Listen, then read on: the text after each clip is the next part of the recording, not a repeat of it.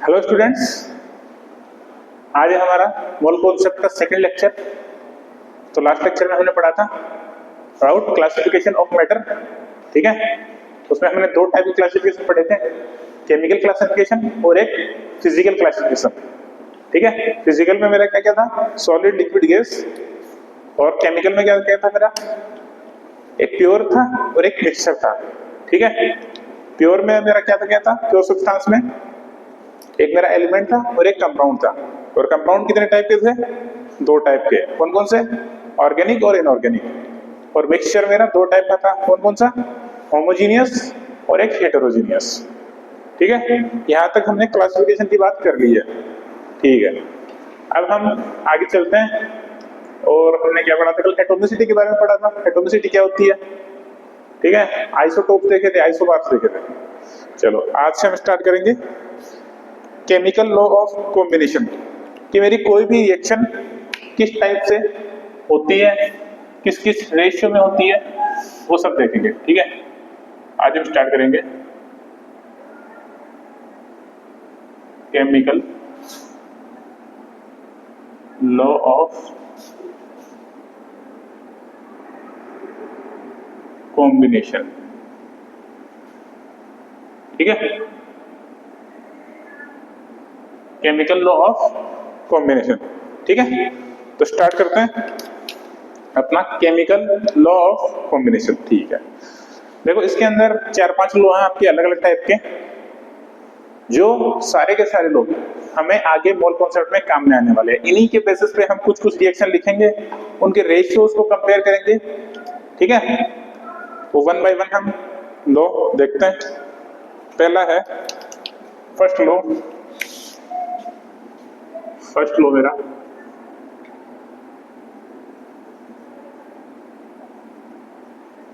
Law of conservation of mass. Mass conservation law है मेरा, ठीक है। ये कौन सा साइंटिस्ट ने दिया था, साइंटिस्ट का नाम ध्यान रखे। हर लॉ में एक एक साइंटिस्ट आएगा, तो याद रखे। ये दिया था लेवोशियर ने,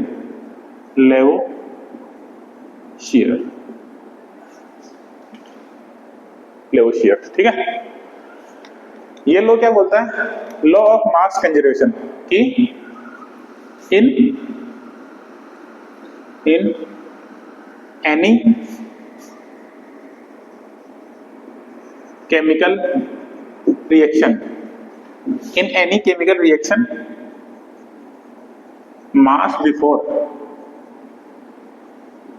mass before reaction and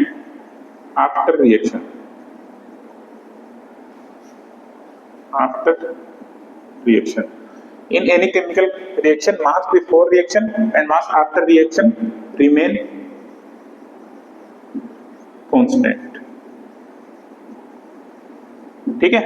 कोई भी रिएक्शन होने से पहले जो मेरी रिएक्टेंट का मास है, ठीक है, मतलब जो भी मेरे पास मैं एज ए रिएक्टेंट यूज कर रहा हूं, वो रिएक्शन होने के बाद भी जो प्रोडक्ट बनेगा उनका मास सेम ही होगा, ठीक है। कि रिएक्शन से पहले मेरा मास जितना है उतना ही मेरा रिएक्शन होने के बाद बचेगा। जैसे एग्जांपल लेते हैं कि सपोज मेरा ए कोई सब्सटेंस है, बी कोई सब्सटेंस है, ये बना रहा सी, ठीक है, या फिर ए बी बना रहा है इसको, ये बना रहा है मेरा ए बी। अगर मैं इसका 2 ग्राम लेता हूं, इसका 3 ग्राम लेता हूं, तो ये मेरा कितना बनना चाहिए, 5 ग्राम। 2 + 3 5 ग्राम, ठीक है। 5 ग्राम बनना चाहिए कि मास पहले जितना था उतना ही बाद में होना चाहिए। एग्जांपल से देखते हैं, H2 बनाते हैं, ठीक है, कि H2 + O2, ये क्या बना रहा है मेरा, H2O। बैलेंस करते हैं रिएक्शन को। बैलेंसिंग बहुत जरूरी है पूरी मोल कॉन्सेप्ट में, याद रखना। कभी भी लिखो बैलेंसिंग हमेशा करनी है इक्वेशन की। बैलेंसिंग हम आगे आप पढ़े भी गए, आज शायद आज ही पढ़ लेंगे, फिर कल पढ़ लेंगे बैलेंसिंग। अभी मैं एक बार टेम्परेरी रूप से आपको बता देता हूँ, बाकी आप देखें। बैलेंसिंग में करना क्या होता है कि जितने मेरे एटम्स राइट साइड में है उतने ही लेफ्ट साइड में होने चाहिए। मतलब जितना प्रोडक्ट साइड में मेरा एलिमेंट है उतना ही रिएक्टेंट साइड में होना चाहिए। यहाँ पे ए कितना था 1, यहाँ भी 1 है, यहाँ पे बी 1 था, इधर भी 1 है, बैलेंस है इक्वेशन। देखो यहाँ पे हाइड्रोजन कितने हैं, देखो लिख के देता हूं मैं, हाइड्रोजन कितने हैं यहाँ पे 2, यहाँ पे कितने हाइड्रोजन 2, बैलेंस हाइड्रोजन। ऑक्सीजन कितने हैं मेरे, इधर मेरे ऑक्सीजन है 2, इधर मेरा ऑक्सीजन कितना है 1, तो इसको मैं 2 से मल्टीप्लाई कर दूं। ऑक्सीजन 2 थे, अब ऑक्सीजन इधर 2 हो गए, ये पूरे से मल्टीप्लाइड है, आप ध्यान रखें। आगे हम देखेंगे वैसे बैलेंसिंग में फिर से ये चीजें।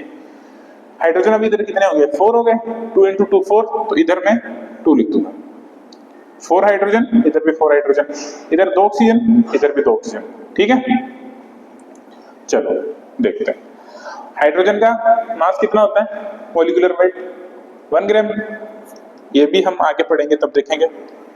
तो एक हाइड्रोजन का 1 हुआ, एक हाइड्रोजन का 1, तो मेरे पास H2 मॉलिक्यूल है तो 2 हुआ। और कितने मॉलिक्यूल यूज हो रहे हैं हाइड्रोजन के, 2 मॉलिक्यूल, तो 2 से मल्टीप्लाई कर दूं, प्लस ये हाइड्रोजन का मास हुआ मेरा टोटल। ऑक्सीजन का कितना होता है 16, लेकिन यहाँ पे मेरे पास 2 ऑक्सीजन है तो इसको 2 से मल्टीप्लाई कर दूं। ठीक है, तो टोटल मास कितना है मेरे पास इधर 4 + 32 इक्वल टू 36। ठीक है, राइट साइड देखते हैं। देखो पूरा मॉलिक्यूल मेरे, मतलब ये जो रिएक्शन हो रही है इससे मेरे 2 मॉलिक्यूल ऑफ वाटर निकल रहा है, तो एक मॉलिक्यूल का मैं कैलकुलेट कर लूं, उसको मैं 2 से मल्टीप्लाई कर दूंगा तो मेरे पास ये टोटल वेट आ जाएगा। ठीक है, तो लिखता हूं 2 × हाइड्रोजन का वेट यहाँ पे 2 ग्राम, एक का 1 होता है तो 2 का 2, प्लस ऑक्सीजन का 16, कितना हुआ 2 × 18, कितना आया ये 36 आया। क्या ये दोनों बराबर है, क्या बराबर है? तो यही क्या मेरा है law of conservation of mass. एकदम इजी लॉ है, आराम से कर सकते हैं। एक और रिएक्शन देखें अगर देखना चाहें तो आप, चलो एक और रिएक्शन देख लेते हैं। ये एग्जांपल है, बैलेंसिंग बहुत जरूरी है। बैलेंसिंग का ध्यान रखें सिचुएशन इस पूरे चैप्टर में। ठीक है, देखते हैं। सपोज मेरे पास मीथेन है, हाइड्रोकार्बन है, इसको मैं रिएक्ट करूंगा या बर्न करूंगा। बर्निंग ऑफ रिएक्शन याद रखें, जब बर्निंग ऑफ रिएक्शन हमेशा ऑक्सीजन के साथ होती है। ठीक है, इसको मैं कराऊंगा O2 के साथ रिएक्ट, तो क्या बनेगा मेरा CO2 + H2, फिक्स है, यही प्रोडक्ट बनना है। कार्बन इधर कितना है 1, इधर भी 1, बैलेंस हाइड्रोजन 4, तो इसको मैं 2 से मल्टीप्लाई करूं, हाइड्रोजन 4 हो गया उधर भी। इधर ऑक्सीजन कितना है 2, इधर कितना ऑक्सीजन, इधर 2 और 2 to 4 है इधर। ठीक है, इधर कितने ऑक्सीजन 4, इधर कितने 2, तो इसको 2 से मल्टीप्लाई कर दो। अब देखो बैलेंस है इक्वेशन, कार्बन 1 है, कार्बन 1 है, हाइड्रोजन 4 है, इधर भी हाइड्रोजन 4 है, ऑक्सीजन कितने इधर 4, इधर भी ऑक्सीजन 2 और 2 4, बैलेंस इक्वेशन। अब मास बैलेंस करें, करते हैं। कार्बन का कितना होता है, कार्बन का होता है 12। ठीक है, आप जैसे जैसे पढ़ते जाएंगे आगे आगे वैसे वैसे एटॉमिक मास, एटॉमिक नंबर ये बार बार यूज होंगे तो आपको ऑटोमेटिकली ही याद हो जाएंगे। ठीक है, कार्बन का होता है 12 प्लस, हाइड्रोजन का 1 होता है, 4 है तो इसका कितना होगा 4 प्लस, ऑक्सीजन का कितना होता है, देखो 2 मॉलिक्यूल है तो 2 से मल्टीप्लाई कर दूंगा। ऑक्सीजन का कितना होता है 16 × 2, देखो यहाँ पे किया था हमने ऑक्सीजन का 16 × 2 32। ठीक है, कितना आया ये 16 प्लस कितना होगा ये 4 6। ठीक है, सम कितना होगा इसका, इसका होगा 70 80। ठीक है, आगे चलते हैं। इधर क्या क्या मेरे पास कार्बन, कार्बन का कितना होता है 12 प्लस ऑक्सीजन का कितना 16 × 2। ठीक है, प्लस इसका हो गया, इसका करते हैं 2 × हाइड्रोजन मॉलिक्यूल का कितना होता है 18, करना कैलकुलेट 18 ही आएगा तो करो तो 12 प्लस 32 प्लस 36 करो, इसको इन दोनों को करो तो 3 4 और 4 प्लस 36, ये भी 80 आएगा, आएगा ना? ठीक है, दोनों तरफ कितना आ रहा है? 80। यही क्या है मेरा law of conservation of mass की बोथ साइड, दोनों तरफ मेरे पास रिएक्टेंट में और प्रोडक्ट में मास कितना आना चाहिए? इक्वल। ठीक है, मतलब मास मेरा हमेशा कंजर्व रहना चाहिए, इसी को मैं क्या बोलूंगा? Law of mass conservation. ठीक है, सेकेंड लॉ पे चलता है। सेकेंड लॉ है आपका law of constant proportional. Second है आपका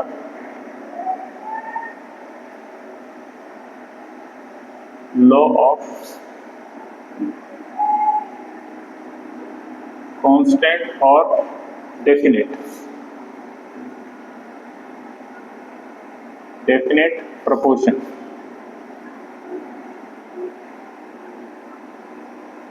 ठीक है, लॉ ऑफ कांस्टेंट और डेफिनेट प्रोपोर्शन, इसको समझते हैं क्या बोल रहा है ये लॉ। देखो एग्जांपल लेते हैं, आपको पानी कलेक्ट करना है। ठीक है, कहां से कलेक्ट करना है मैं बताता हूं। मान लेते 3 सैंपल है हमारे पास, छोटे। एक है मेरे पास सी वाटर। सी वाटर का फॉर्मूला क्या होगा? वाटर है तो फॉर्मूला H2 ही रहेगा हमेशा। मान लेते हैं दूसरा आपके पास रेन वाटर है, इसका फॉर्मूला भी H2 ही रहेगा, कोई चेंज थोड़ी आएगा। रेन वाटर लो चाहे सी वाटर लो, कोई फर्क नहीं आएगा। एक और एग्जांपल ले लेते हैं, मान लेते हैं आपके पास टैप वाटर है, इसका फॉर्मूला भी क्या होगा? H2 ही रहेगा, कोई चेंज थोड़ी आने वाला है, नहीं आएगा। ठीक है, हाइड्रोजन और ऑक्सीजन का रेशियो क्या है इनमें? यहाँ पे 2:1 है हाइड्रोजन और ऑक्सीजन का। हाइड्रोजन रेशियो ऑक्सीजन कितना है? 2:1। इसमें भी 2:1, इसमें भी 2:1। किसका? Hydrogen ratio oxygen. तो इससे समझ क्या आ रहा है हमको कि वाटर सैंपल चाहे मेरा कुछ भी हो, कहीं से भी मैं लाऊं, कैसे भी वो बने। ठीक है, समुद्र बना होगा तो पता नहीं कैसे बना होगा, लेकिन फॉर्मूला वाटर का H2O फिक्स है। रेन वाटर भी पता नहीं कैसे वेपोराइजेशन के थ्रू कैसे बना होगा, लेकिन मेरा वाटर फॉर्मूला फिक्स है, वही H2O रहने वाला है। रेशियो 2:1 ही रहने वाला हाइड्रोजन का और ऑक्सीजन का। ठीक है, टैप वाटर में क्या है मेरा? हाइड्रोजन और ऑक्सीजन का रेशियो सेम 2:1। तो कहने की बात यही है कि कहीं से भी सैंपल लाऊं मैं, मेरा फाइनल जो रेशियो वो सेम रहने वाला है। इसी को मैं क्या बोलता हूं? कांस्टेंट और डेफिनेट प्रोपोर्शन। ये सेम अमाउंट में मिक्स होंगे वाटर बनाने के लिए। ठीक है, एग्जांपल देखते हैं इसका एक, तो उससे आप अच्छे से समझेंगे। ठीक है, एक एग्जांपल लिखो, एक एग्जांपल।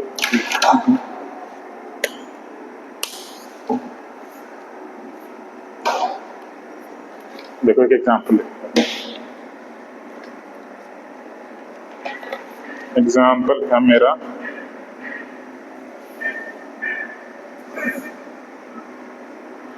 एक एक्सपेरिमेंट हो रहा है, उसमें बोल रहे हैं 0.243 gram of magnesium on burning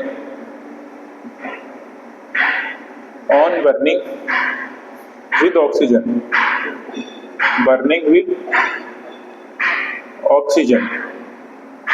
give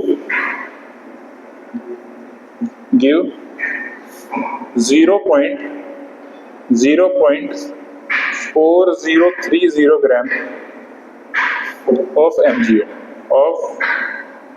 MgO। ठीक है, ये मेरा पहला स्टेप है, ये एक एक्सपेरिमेंट है। एग्जाम्पल ये मेरा फर्स्ट एक्सपेरिमेंट है, ये मेरा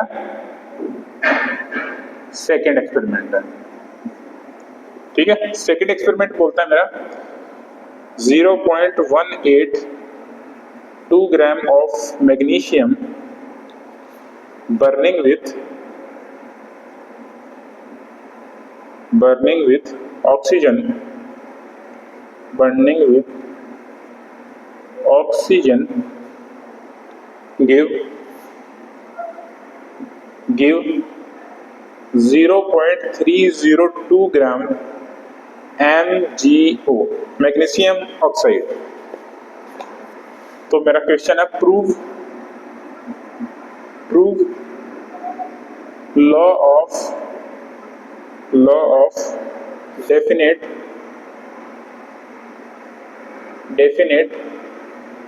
proportion।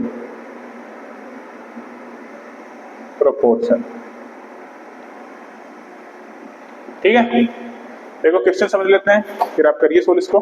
देखो मेरे पास दो एक्सपेरिमेंट कर रहा हूं मैं। पहले एक्सपेरिमेंट में क्या कर रहा हूं, इतना ग्राम मैग्नीशियम को बर्न कर रहा हूं ऑक्सीजन के साथ, ठीक है। तो बर्न करने पे मुझे इतना ग्राम MgO मिल रहा है, ठीक है। सेकंड एक्सपेरिमेंट में क्या कर रहा हूं, इतना ग्राम मैग्नीशियम बर्न कर रहा हूं किसके साथ, इतनी ग्राम ऑक्सीजन के साथ। Sorry 0.5 mg burning, sorry oxygen का अमाउंट नहीं दिया है, इतना ग्राम मैग्नीशियम बर्न हो रहा है किसके साथ, ऑक्सीजन के साथ, और दे रहा है इतना ग्राम ऑफ MgO। तो हमें प्रूव करना है डेफिनेट लॉ ऑफ प्रोपोर्शन कि जो मेरा फाइनल प्रोडक्ट है। देखो मैं रिएक्शन आपके लिए लिख देता हूँ, रिएक्शन कैसे बनेगा इसका। रिएक्शन बनेगा मैग्नीशियम प्लस O2, ऑक्सीजन के साथ रिएक्शन हो रहा है तो क्या बनेगा, मैग्नीशियम ऑक्साइड। बैलेंस करो, 2 ऑक्सीजन, 2 लगा दो इधर और इधर भी 2 से मल्टीप्लाई करो। आगे हम देखेंगे अच्छे से कि ये कैसे मैं मल्टीप्लाई कर दे रहा हूँ कहीं पे भी, ठीक है।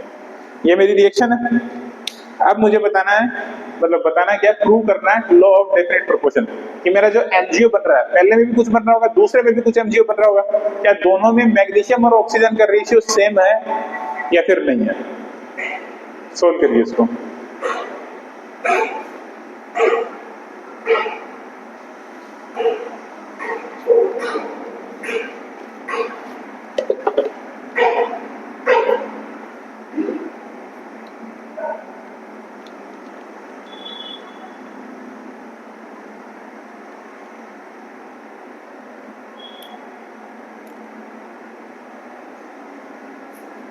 हुआ सोल्व, चलो मैं करता हूं उसको सोल्व।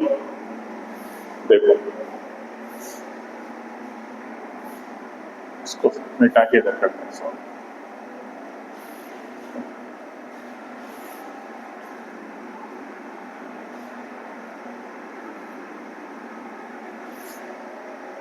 देखो करते हैं, पहले रिएक्शन लिखते हैं, क्या बनेगा, मैग्नीशियम प्लस ऑक्सीजन क्या बनेगा, मैग्नीशियम ऑक्साइड। कितना, 2 मैग्नीशियम ऑक्साइड बनेगा और 2 मैग्नीशियम यूज होगा, ठीक है। पहले की बात करते हैं, एक्सपेरिमेंट 1। इसमें क्या बोल रहा है, मैग्नीशियम कितना है मेरा, मैं इधर लिख देता हूं, मैग्नीशियम कॉलम बना दो कैसे, ऑक्सीजन और MgO प्रोड्यूस, इसके और इसके मिलने से मैग्नीशियम ऑक्साइड बन रहा है, ठीक है। दूसरा मेरा एक्सपेरिमेंट 2,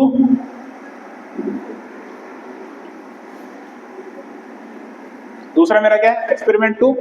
पहले एक्सपेरिमेंट 1 की बात करते हैं, इसको हटाओ, इसको एक्सपेरिमेंट नंबर 1 करो और नीचे एक्सपेरिमेंट 2 करो। पहले केस में मैग्नीशियम कितना यूज हो रहा है, 0.243 और मैग्नीशियम ऑक्साइड बन कितना रहा है, 0.4030 ग्राम, ठीक है। सेकंड केस की बात करते हैं, कितना मैग्नीशियम यूज हो रहा है, 0.182 ग्राम और MgO कितना बन रहा है, 0.302 ग्राम, या फिर यूनिट हम सारी की सारी बातें लिखेंगे। चलो अब हमें देखना है कि क्या मेरा लॉ ऑफ कांस्टेंट या डेफिनेट प्रोपोर्शन फॉलो हो रहा है कि नहीं हो रहा। देखो फॉलो होने के लिए मुझे क्या पता करना पड़ेगा, देखो जैसे हमने पानी वाले एग्जांपल में देखा था, वाटर वाले में, कि हाइड्रोजन जिस रेशियो में मिक्स हो रहा है उसी रेशियो में ऑक्सीजन मिक्स होना चाहिए। Hydrogen oxygen ratio fix. तो मतलब मेरे पास देखो क्या है, MgO है, मतलब मैग्नीशियम और ऑक्सीजन का जो रेशियो वो फिक्स होना चाहिए, लेकिन ऑक्सीजन का अमाउंट तो हमें दिया ही नहीं, हम पता कैसे करेंगे। पता कर सकते हैं। अभी जो हमने लो पढ़ा था कौन सा, मास कंजर्वेशन लो, कि इधर का जो मास है इधर के मास के बराबर होगा, ठीक है। मतलब इसमें से अगर मैं इसको माइनस कर दूं तो इसका मास आ जाएगा मेरे पास, इसमें से अगर मैं इसको माइनस कर दूं तो इसका मास आ जाएगा मेरे पास, ठीक है। देखिए इसका मास आता है आपका 0.160 और 0.120, ठीक है, ठीक है, यही है। इसमें से अगर मैं इसको माइनस कर दिया तो मेरे पास ऑक्सीजन का मास आ गया। अब मैं देख लेता हूं मैग्नीशियम और ऑक्सीजन का ratio in experiment 1, in experiment 1, in experiment 1, in experiment 1, magnesium ratio oxygen, magnesium का वेट कितना है 0.243 डिवाइडेड बाई ऑक्सीजन का वेट एक्सपेरिमेंट नंबर 1 में 0.16, ठीक है। ये नियरली आएगा आपका 3/2। In second experiment, in experiment number 2 किस किस का देखना, मैग्नीशियम और ऑक्सीजन का। मैग्नीशियम कितना यूज हो रहा है, कितना 0.182 डिवाइडेड बाई ऑक्सीजन कितना हो रहा है 0.120, ये भी नियरली आपका आएगा 3/2। तो क्या यहाँ पे मैग्नीशियम जिस रेशियो में ऑक्सीजन से कंबाइन कर रहा था एक्सपेरिमेंट नंबर 1 में, क्या सेम रेशियो से मैग्नीशियम कंबाइन कर रहा है with oxygen in experiment number 2? ऊपर भी 3/2 आ रहा है, नीचे भी 3/2 आ रहा है, ठीक है। तो इससे क्या पता चल रहा है कि मेरा लॉ ऑफ कांस्टेंट और डेफिनेट प्रोपोर्शन प्रूव हो रहा है, क्योंकि सेम रेशियो में कंबाइन कर रहा है मैग्नीशियम ऑक्सीजन के साथ। इसमें भी 3/2 रेशियो में, इसमें भी 3/2 रेशियो में, ठीक है। आसान है। आगे लिखना है third law, law of multiple proportion, law of multiple proportion. अगर आपको साउंड आ रहा है थोड़ा तो मैनेज करें।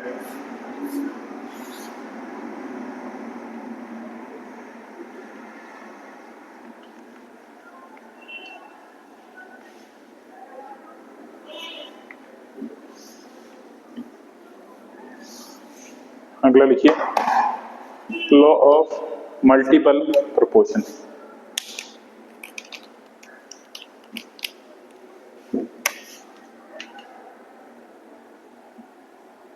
लॉ ऑफ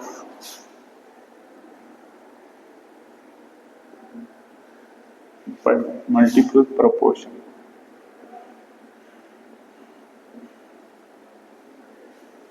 ठीक है, इसको समझते हैं। लॉ ऑफ मल्टीपल प्रोपोर्शन क्या है?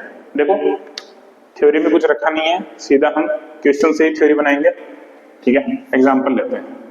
सपोज मेरा कार्बन है, ये रिएक्शन कर रहा है ऑक्सीजन के साथ, O2 के साथ, तो प्रोडक्ट क्या बनेगा मेरा? CO2 बनेगा, CO2। लेकिन कार्बन रिएक्शन कर रहा है फिर से O2 के साथ, तो मेरा प्रोडक्ट क्या बनेगा? CO2 नहीं बनेगा, इसका CO कुछ भी बन सकता है। ये थोड़ा टेम्परेचर आई थिंक इसका हाई होता है, इसलिए CO बनता है, इसका लो होता है थोड़ा। ठीक है, तो मतलब यहां भी मेरा कार्बन है और ऑक्सीजन है तो CO2 बन रहा है, यहां भी कार्बन है ऑक्सीजन है तो CO बन रहा है। ठीक है, तो मेरा जो लॉ ऑफ मल्टीपल प्रोपोर्शन है ये क्या बोलता है? ये बोलता है कि सॉरी, इसको मैं एक बार बैलेंस कर दूं क्या? ये वाला तो बैलेंस है, नीचे वाला बैलेंस करूं तो इधर 2 से मल्टीप्लाई कर दूं, इधर भी 2 से मल्टीप्लाई। ठीक है, अब देखते हैं मेरा लॉ ऑफ मल्टीपल प्रोपोर्शन क्या बोलता है। लॉ ऑफ मल्टीपल प्रोपोर्शन बोलता है कि जब सेम टाइप के मॉलिक्यूल या एटम्स रिएक्शन करके अलग अलग टाइप के प्रोडक्ट बनाएंगे, तो इनमें जिसका मास वेरी हो रहा है, जिसका मास चेंज हो रहा है, वो एक fix whole number, small whole number ratio bear करेगा। आ रही बात समझ में? देखो, सेम टाइप के मॉलिक्यूल, सेम टाइप के एटम है, रिएक्शन करके अलग अलग टाइप के प्रोडक्ट बना रहे हैं, इतना भी ठीक है। तो इस केस में क्या होगा कि मेरा जो जिसका मास चेंज हो रहा है, यहाँ पे देखो कार्बन 1 है, कार्बन 2 है, तो ये चीज वेरी कर रही है, समझ रहे हैं? ये वाली जो चीज है ये चेंज हो रही है, ये चीज तो फिक्स है, ये चीज तो मेरी क्या है, फिक्स है। तो जो चीज मेरा चेंज हो रहा है वो एक स्मॉल होल नंबर रेशियो रखेगा। अरे ये बात समझ में? ठीक है, देखते हैं इस केस में, देखते हैं इस केस में। देखो, यहां पे कार्बन का कितना मास यूज हो रहा है, 12, यहां पे 2 कार्बन है तो 24 यूज हो रहा होगा ग्राम। ठीक है, तो यहां पे अगर रेशियो चेक करूं, रेशियो तो क्या होगा, 12 रेशियो 24 कितना आया, 1/2, एक स्मॉल होल नंबर रेशियो है। तो यही लो क्या मेरा, लॉ ऑफ मल्टीपल प्रोपोर्शन। एक और एग्जांपल देखते हैं, उससे आप अच्छे से समझेंगे। एक और एग्जांपल जिसमें लिखता हूं, मेरे पास H2 है, H2 गैस है प्लस O2 गैस है, इससे प्रोडक्ट क्या बनेगा मेरा, H2O बनेगा। एक और प्रोडक्ट बन सकता है H2O2, क्या बनेगा, हाइड्रोजन पर ऑक्साइड H2O2।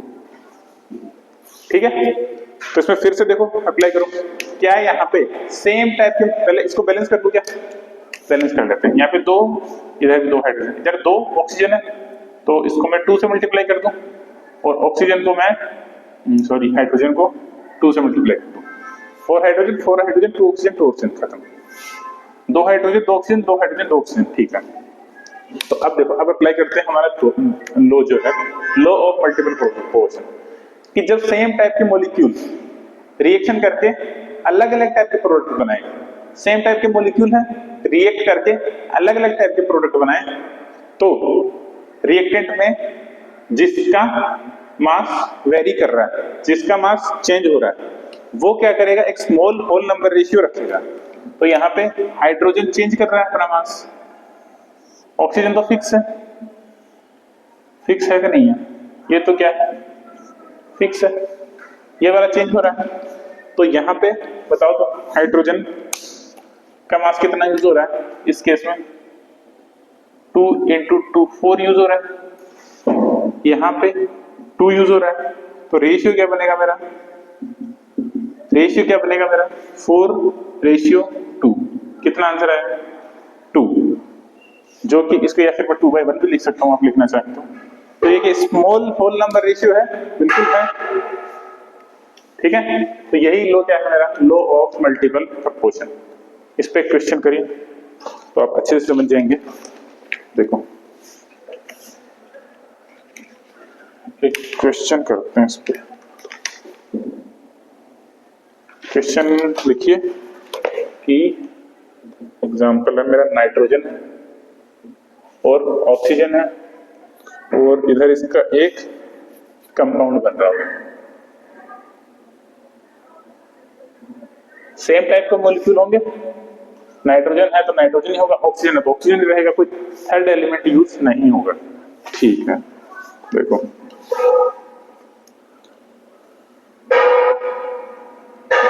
इसमें आप लिखे हैं,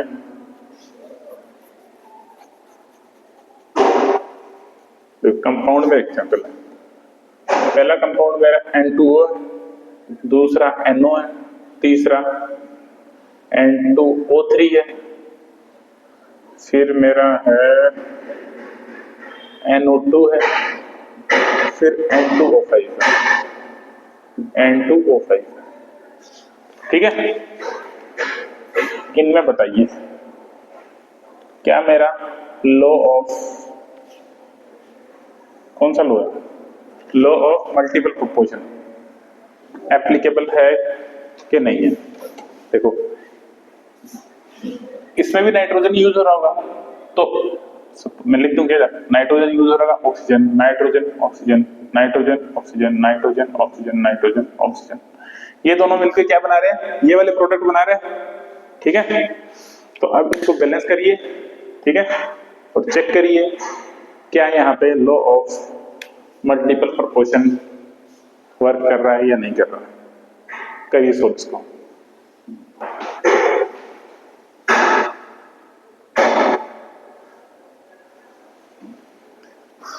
कर लिया, चलो देखते हैं सॉल्यूशन इसका।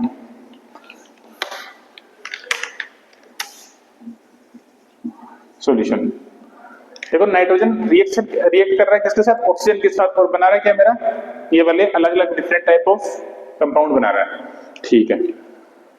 पहले देखो हम इस लो में क्या करते थे, एक चीज को फिक्स करते थे और एक चीज को चेंज कराते थे, ठीक है। यहाँ पे अलग अलग इनके मास यूज हो रहे हैं, तो पहले मैं क्या करूंगा, एक को फिक्स कर दूंगा और दूसरे को चेंज करा दूंगा। कैसे कराऊंगा, पहले मैं लिखता हूं, यहाँ पे नाइट्रोजन का कितना मास यूज हो रहा होगा, यूज हो रहा होगा 14, ऑक्सीजन का 16, यहाँ पे नाइट्रोजन का 28 हो रहा होगा ना, हाँ 28, ठीक है।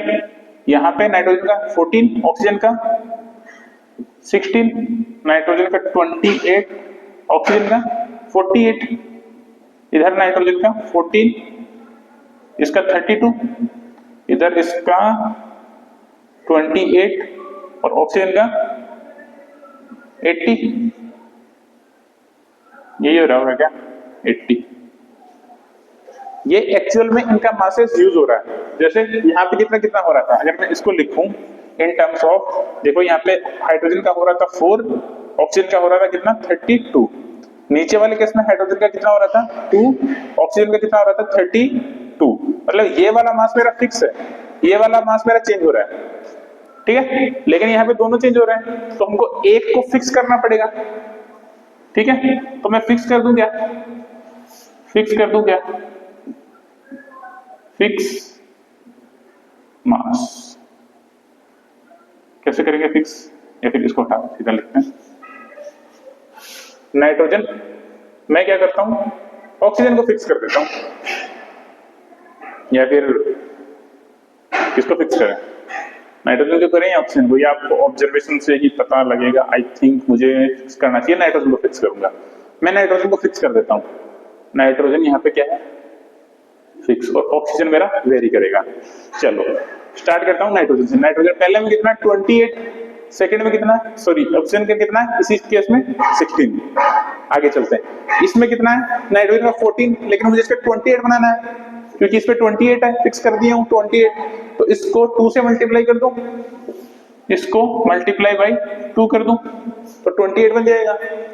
तो इधर कितना आएगा 28, और 16 भी फिर 2 से मल्टीप्लाई होगा, तो ये कितना बनेगा 32।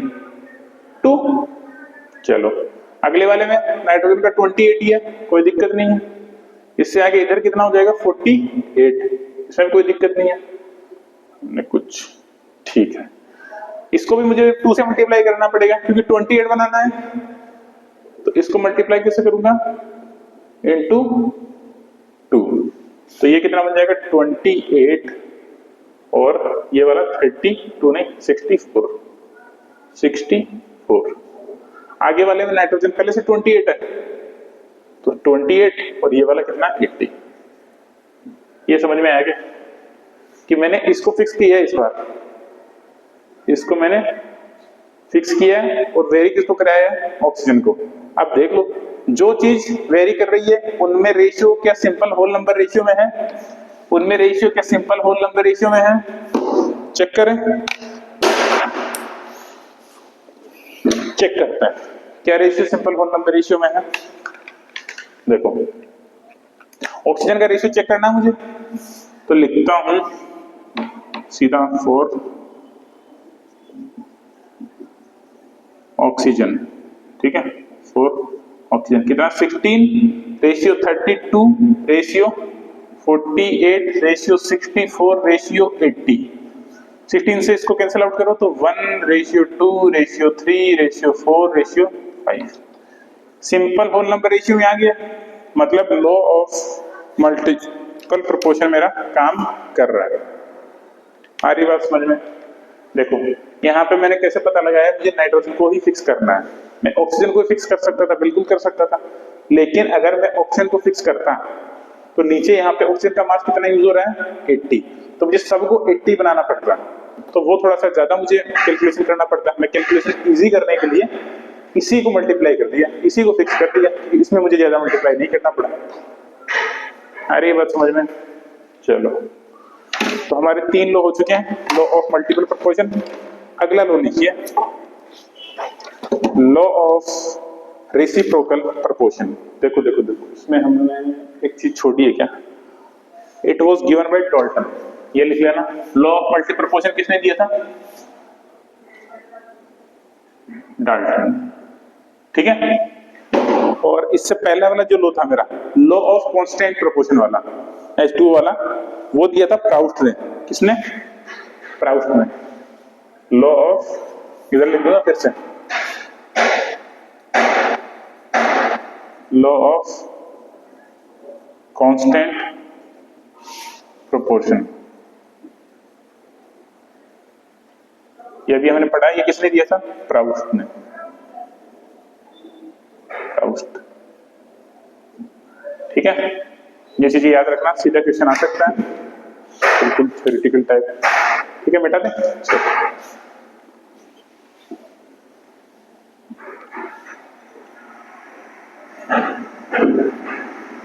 तीन लॉ हो चुके हैं आपके।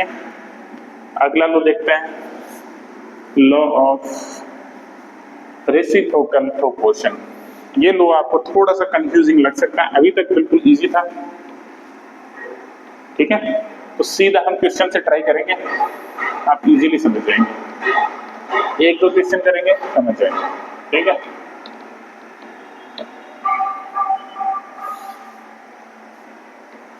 चलो,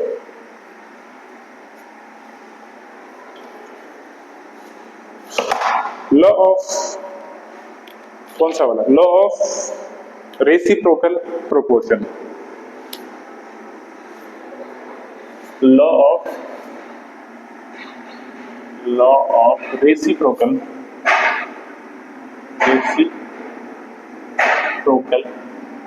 प्रोपोर्शन।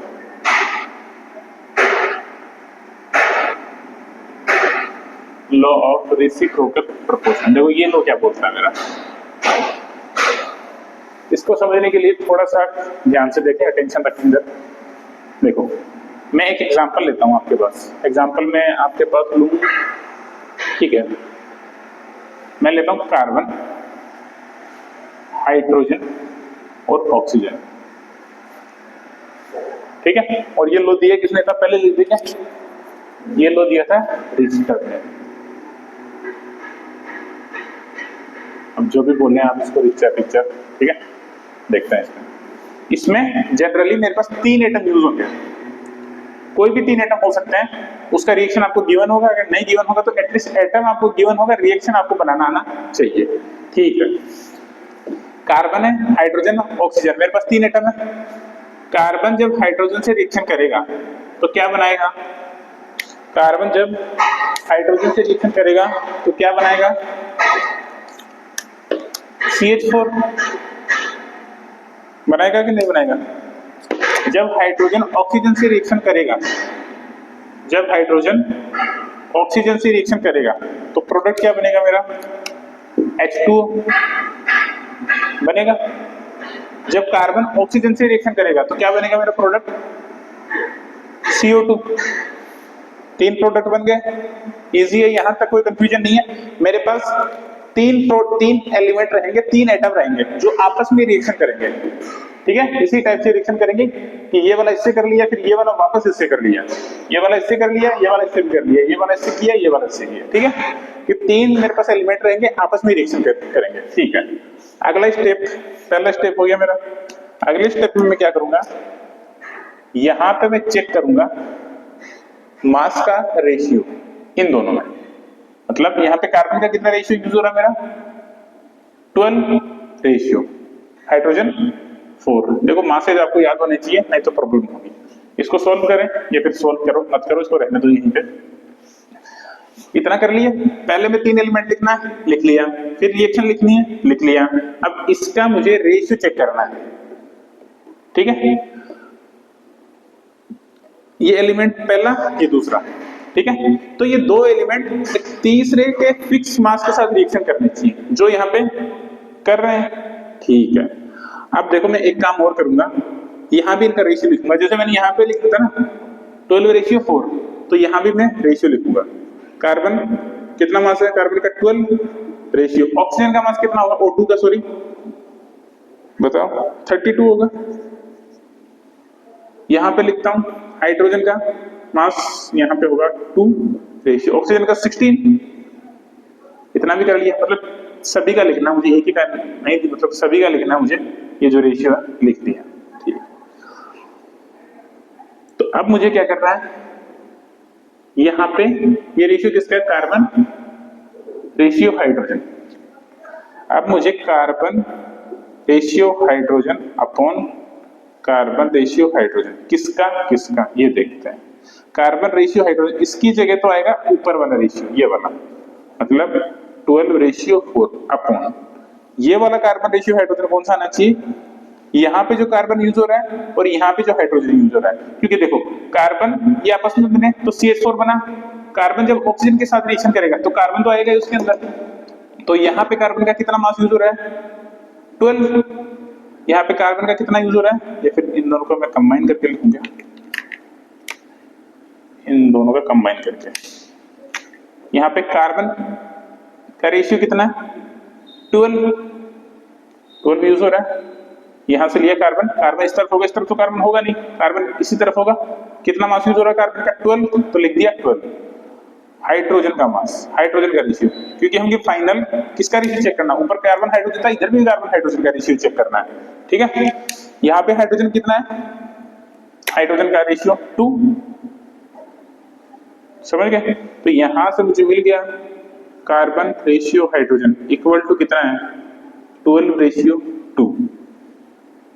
आ रही बात समझ। तो यहाँ पे इसको मैं मिटा के ग्रीन पेन से लिखूं, यहाँ तो ये वाला रेशियो आएगा और यहाँ पे ये वाला रेशियो आएगा। ये वाला रेशियो कितना है, 12:2। इसको मैं सोल्व करके कैसे लिखूं, 12/4 अपॉन 12/2।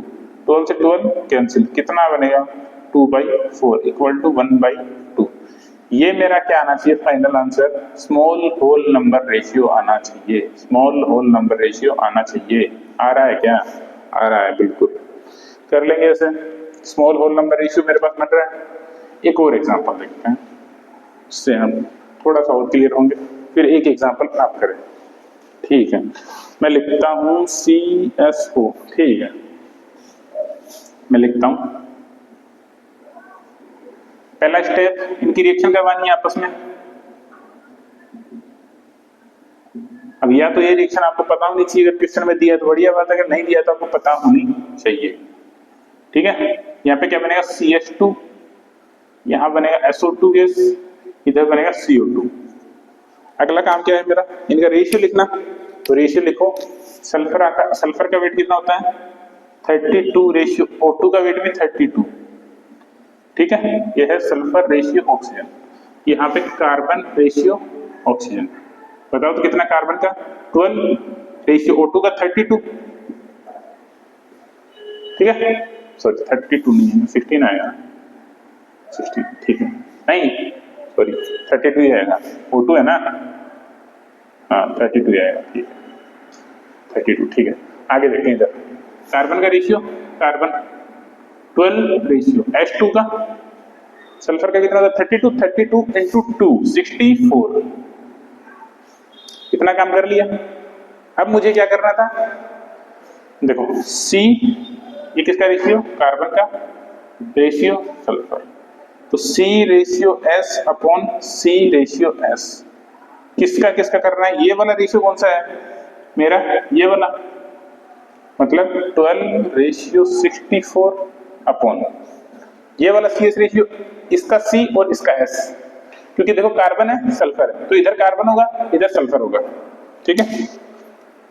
तो लिखता हूं मैं कार्बन रेशियो सल्फर, या फिर इन दोनों के बीच में कार्बन रेशियो सल्फर। कार्बन का कितना यूज हो रहा है 12, सल्फर का कितना हो रहा है 32। इसको भी मैं इसी पेन से लिख दूं, कार्बन रेशियो सल्फर। तो ये वाला रेशियो नीचे आएगा इधर, तो कितना लिखूंगा 12 रेशियो 32। इसको मैं इसको सिंप्लीफाई करके लिखूं तो क्या बनेगा 12/64 अपॉन 12/32। 12 से 12 कैंसिल, कितना आया 32/64 इक्वल टू 1/2। क्या सिंपल होल नंबर रेशियो बन रहा है? जी सर बन रहा है। तो मेरा लॉ ऑफ रेसिप्रोकल प्रोपोर्शन यही बोलता है कि ये जो मेरे पास रेशियो आता है ये एक सिंपल होल नंबर रेशियो आना चाहिए। एक और एग्जांपल कर लेते हैं। देखो थ्योरी आपकी बुक्स में होंगी, आप वहां से नोट कर ले थ्योरी, यहाँ पे लिखाने का कोई फायदा नहीं है। अब थ्योरी वहां से लीजिए, एक एग्जांपल आप करें इसका। मैं लिखता हूं आपके लिए एक और एग्जांपल। हमने ये वाला कर लिया है, एक और एग्जांपल लिखते हैं। सल्फर, ऑक्सीजन, हाइड्रोजन, इसको सॉल्व। देखो इसमें याद रखना सीधा क्वेश्चन, देखो इसमें 3 एलिमेंट यूज होते हैं, ये तो एक बेसिक सी चीज है, 3 तो यूज हो गए होंगे, उसके बिना तो सोल्व होगा ही नहीं, ठीक है। तो ये चीज याद रखें और इसको सोल्व करेंगे। चलिए सोल्व।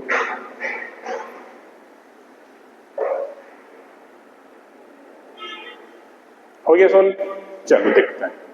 देखो ऊपर रिएक्शन क्या बनेगी SO2, इधर H2O, इधर H2S। रेशियो लिखता हूं सभी के, देखो 2 रेशियो 32, 2 रेशियो 16, 32 रेशियो 32। नाम भी लिखूं सल्फर रेशियो ऑक्सीजन, ये वाला क्या था हाइड्रोजन रेशियो सल्फर, ये वाला हाइड्रोजन रेशियो ऑक्सीजन, ठीक है। तो मुझे किसका रेशियो देखना है, sulphur ratio oxygen upon sulphur ratio oxygen equal to, यहां ये वाला रेशियो आएगा कितना है 32 ratio 32 upon sulphur ratio oxygen, यहां वाला, यहां देखो इन दोनों के बीच में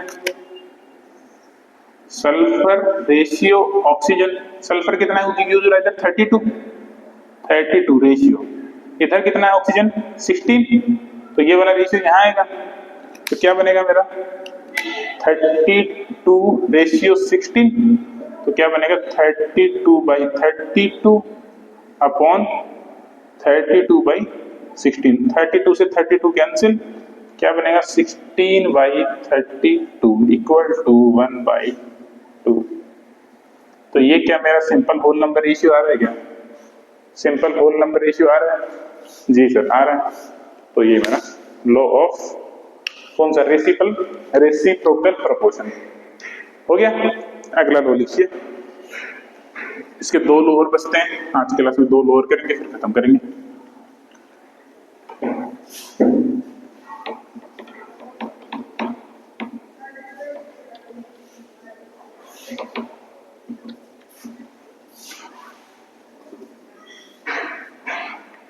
अगला लॉ लिखिए, Gay Lussac law of gaseous volume.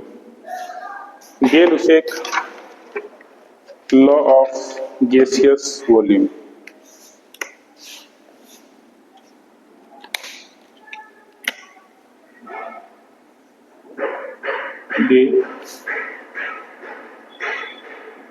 Gay Lussac's law of gaseous volume. ये लोग किसके लिए एप्लीकेबल है, ओनली गैसेस के लिए। गैसेस के बारे में बात करेंगे हम, ठीक है। ये कौन सा लॉ मेरा 5th नंबर का आई थिंक। चलो gaseous law of Gay Lussac law of gaseous volume. ये लॉ क्या बोलता है, इसको भी सीधे एग्जांपल से देखें, इजी रहेगा हमारे लिए।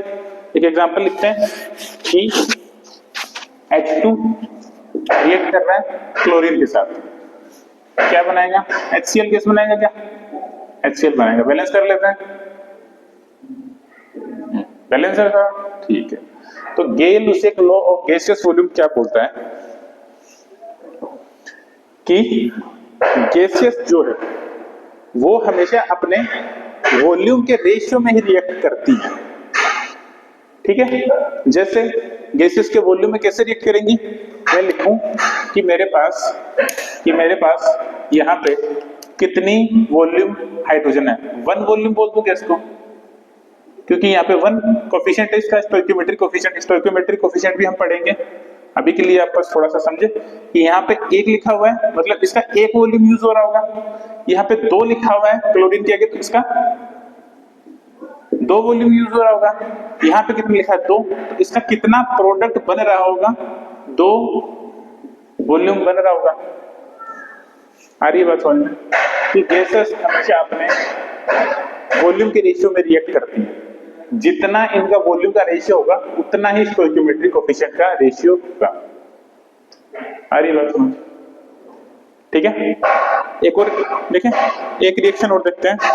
सपोज मेरे पास है H2O का कि H2 है, O2 है और इधर क्या बन रहा है, ये गैस है, ध्यान में रखें। ये क्या बनेगा मेरा, H2O गैस बनेगा। बैलेंस करो तो इधर 2 करो और इधर 2 करो, ठीक।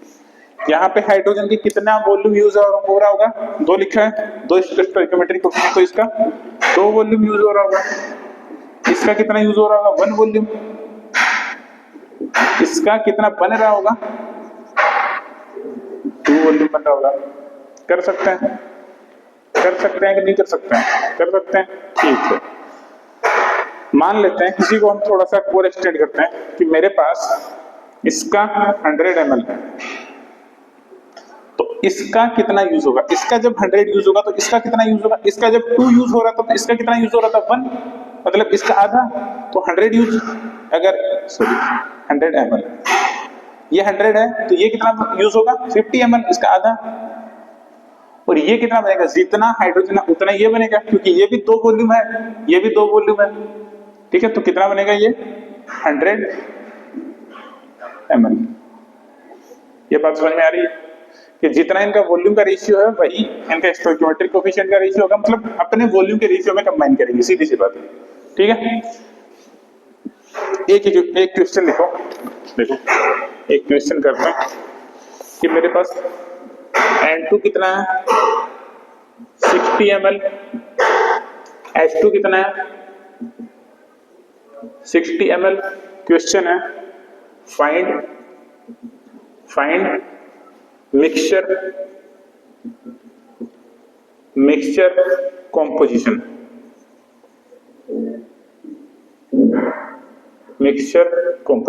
ठीक है।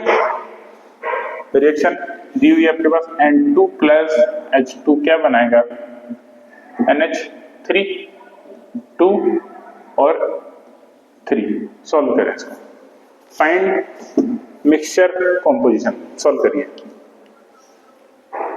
कर लिया सॉल्व, चलो देखते हैं सॉल्यूशन इसका। सॉल्यूशन देखो मैं फिर से लिखता हूँ, रिएक्शन मेरे पास क्या है, N2 है और 3H2 है, प्रोडक्ट क्या बन रहा है मेरे पास, 2NH3 बन रहा है। नाइट्रोजन कितना है, 60 ml, नाइट्रोजन कितना मेरे पास 60 ml, हाइड्रोजन कितना है 60 ml, ठीक है। 2 इंफॉर्मेशन है मेरे पास, तो पूछ रहा है मेरा मिक्सचर का कंपोजिशन क्या होगा, फाइनल मिक्सचर जो मेरा बनेगा। देखो नाइट्रोजन जब यहीं पे बताओ, नाइट्रोजन का कितना वॉल्यूम यूज हो रहा है, 1 वॉल्यूम यूज हो रहा है। इसका कितना, 3 वॉल्यूम। इसका कितना बन रहा होगा, 2 वॉल्यूम। सही बात है, जब इसका 1 यूज हो रहा है तो इसका 3 यूज हो रहा है और इसका 2 बन रहा है, ठीक है। अब बताओ मुझे, जब इसका 60 यूज होगा तो इसका कितना यूज होगा, इसका 3 टाइम, इसका 3 टाइम मतलब 180 इसका यूज होना चाहिए, लेकिन 180 तो मेरे पास है ही नहीं, मेरे पास कितना है 60 ml ही है। अरे बस अगर ये 60 यूज होता तो ये मेरा 180 यूज होता, लेकिन 180 तो मेरे पास अवेलेबल ही नहीं है, यूज कहां से होगा। तो इसका अपोजिट सोचो, इसका जब 3 यूज होता है तो इसका 1 यूज होता है, इसका जब 3 यूज होता है तो इसका 1 यूज होता है, मतलब जब इसका 60 यूज होगा तो इसका 1/3 यूज होगा, 1/3 मतलब 60/3 यूज होगा, मतलब इसका 20 यूज होगा। अरे बात समझ में, जब ये पूरा पूरा 60 यूज हो जाएगा तो ये कितना हो जाएगा, 60/3 यूज हो जाएगा, मतलब 20 यूज हो जाएगा। ये बात समझ लग रही है क्या? अब इसको फिर से देखो, क्रॉस चेक कर लो। जब इसका 1 यूज हो रहा है, 1 यूज हो रहा है, तो क्या इसका 3 यूज हो रहा है? बिल्कुल हो रहा है। 20 × 3 60 आ रहा है, कर लेंगे। आगे देखो, इसका कितना बनना चाहिए, 2 वॉल्यूम, मतलब 20 × 2 बनना चाहिए, 20 × 2 = 40 ml बनना चाहिए, क्योंकि 2 वॉल्यूम बनना चाहिए ना, इसका डबल मतलब इसका 20 का डबल 40 ml बनना चाहिए। तो अब मेरे पास फाइनल मिक्सचर कंपोजिशन क्या होगा, ये थोड़ा सा है सोचने वाला। तो जरा मिक्सचर कंपोजिशन मिक्सचर कंपोजिशन क्या होगा मेरा, देखो हाइड्रोजन मेरा पूरा का पूरा यूज हो गया, 60 ml था और 60 का 60 ml खत्म हो चुका है, कुछ नहीं बचा मेरे पास। नाइट्रोजन मेरे पास स्टार्ट में 60 ml था, कितना यूज हुआ है, ओनली 20 ml, तो कितना बचा, 60 - 20 = 40 ml ऑफ मतलब 40 ml क्या है मेरा, ml ऑफ N2, ठीक है, ये बचा।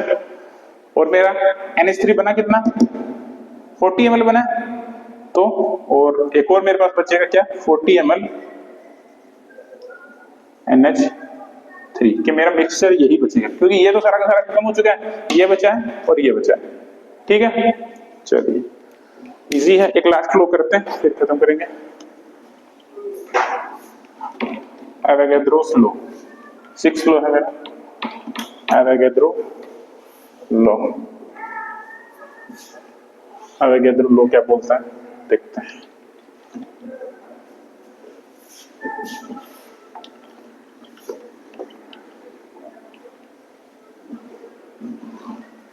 एवोगैड्रोस लॉ,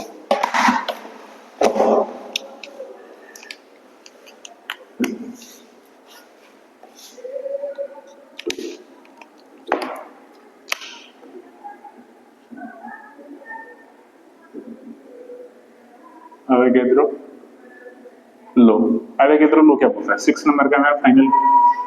ये ऐसे बोलता है, देखो सीधा थ्योरी से समझते हैं कि मेरे पास एक कंटेनर है, सपोज 1 लीटर, 1 लीटर का है, इसके अंदर मैं H2 गैस भर देता हूं, ठीक है, इतना भी ठीक है भाई, H2 गैस भर दिया। इसके बाद मान लेते हैं H2 गैस भरने के बाद में इसके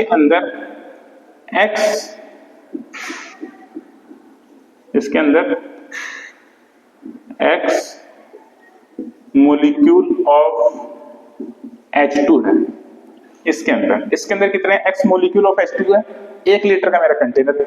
अब मैं क्या करता हूं, हाइड्रोजन पूरी की पूरी बाहर निकाल देता हूं इस कंटेनर में से, 1 लीटर का ही है कंटेनर, तो 1 लीटर का रहेगा। और इसके बाद में इसके अंदर क्या भर देता हूं, इसमें से मैं माइनस कर दिया हाइड्रोजन और H2 इसके अंदर भर दिया, कुछ भी मान लो, कोई भी गैस, रैंडम गैस मान सकते हो, मैं हीलियम मान लिया, हीलियम मैंने इसके अंदर भर दिया। तो अब इसके अंदर हीलियम के मॉलिक्यूल कितने होंगे, हीलियम के मॉलिक्यूल होंगे according to Avogadro's law X molecule of hydrogen, जितने मॉलिक्यूल मेरे पास हाइड्रोजन के थे उतने ही मॉलिक्यूल कितने होंगे, उतने ही मॉलिक्यूल किसके होंगे, हीलियम के। तो X molecule of helium present, ठीक है, जितने मॉलिक्यूल मेरे हाइड्रोजन के थे उतने ही मॉलिक्यूल किसके होंगे, हीलियम के। मतलब कंटेनर से फर्क नहीं पड़ रहा है, कंटेनर मेरा अगर सेम साइज का है तो उसमें मैं कोई भी गैस डालूं, मेरा जो नंबर ऑफ मॉलिक्यूल है वो सेम रहेगा। एग्जांपल से देखते हैं, एक और एग्जांपल, अच्छा एग्जांपल है, देखो मान लेते हैं मेरे पास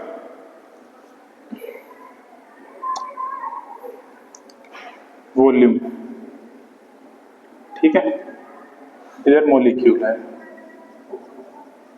है, इधर गैस। सपोज मैं गैस लेता हूं, सपोज H2 हाइड्रोजन गैस लेता हूं, वॉल्यूम सपोज मेरे पास 100 ml है, ठीक है, और मान लेते हैं इसके कितने मॉलिक्यूल हैं, X मॉलिक्यूल, ये मेरे को गिवन है। तो अब पूछ रहा है कि सपोज मेरे पास हीलियम गैस हो, O2 गैस हो, N2 गैस हो, ठीक है, और एक और ले लो कोई भी गैस, मैं ले लेता हूं नियोन गैस ले लेता हूं, नियोन गैस हो।